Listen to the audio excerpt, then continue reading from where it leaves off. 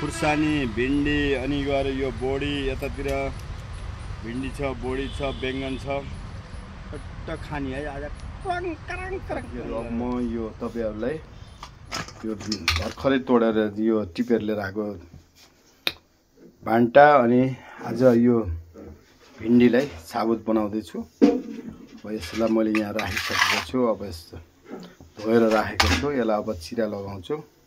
मैले तपाईहरुलाई बनाएर देखाउँछु है त साथीहरु। ल साथीहरु अब यसलाई मैले यसरी चिरिसके मैले यसलाई अब मैले यो भिन्डीहरुलाई पनि यसरी चिरेको छु।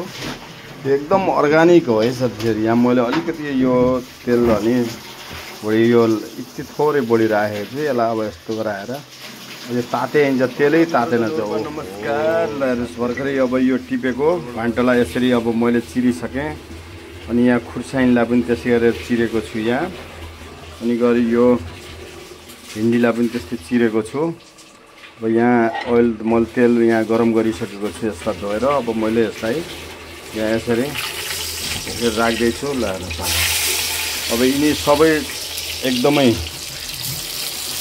साबुत जस्तो अर्गानिक हो त्यस्तै यसलाई फेरि सामान्य मसला राखेर धेरै मसलाहरू नराखिकन यसलाई अब यहाँ राख्छु। राखेर अनि एकदम मजाले एक पिस है त्यसरी होइन मैले टिपेर नखाने भने चाहिँ मैले त्यस्तै चाहिँ अब यसलाई यहाँ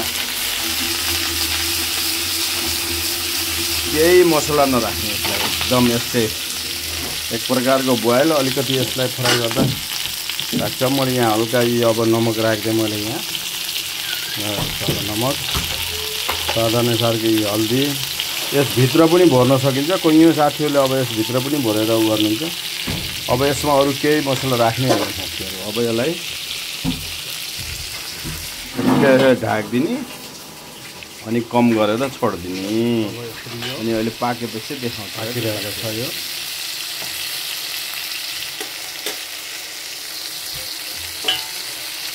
बिहानमा गयो आफ्नो क्यारियरमा टिप्यो अनि ल्यायो यसरी पकायो। यसमा मसला अलिकति कम छ साथीहरू तर यसरी पकाउँदा अलिकति तेल धेरै देखिन्छ। तर यो सबै तेल होइन धोएर केही पानीहरू मैले साफ गर्नुपर्ने रुमालले त्यो साफ गर्न गरिएन। यसरी कुकिङ भइरहेछ है साथीहरू। अब यो करिब साथीहरू अब यसरी यो 10 मिनटपछि यो सबै तयार अनि यो भिन्डी अब यो भिन्डी यो हरियो खुर्सानी अब यसलाई यसरी खाने एकदम मिठो छ। हेर्नुहोस् अब यो बेङ्गनलाई पनि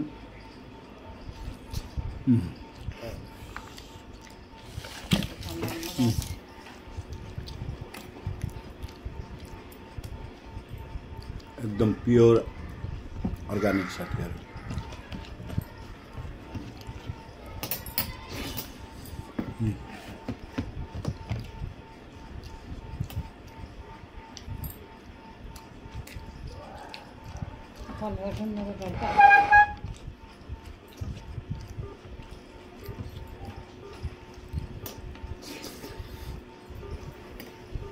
गाडी फोन हेर्न लाग्ने छ।